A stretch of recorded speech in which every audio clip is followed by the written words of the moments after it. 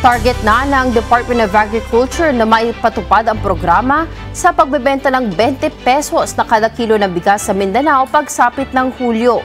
Ayon kay Agriculture Secretary Francisco Chu Laurel Jr., aabot sa 1 milyong sako ng bigas mula sa National Food Authority o NFA ang available upang maibenta sa mga kadiwa store.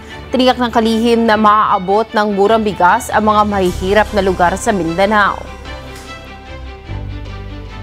So number one sa phase 2 natin in July will be Zamboanga del Norte, which has a 37.7% of poverty incidence. Yan ang pinamataas. Pangalawa, Basilan, Cotabato City, Tawi-Tawi, Maguindanao del Sur, Maguindanao, Davao Oriental, Sorsogon, Maguindanao del Norte. Yan ho ang phase 2. Ang phase 3 naman, September.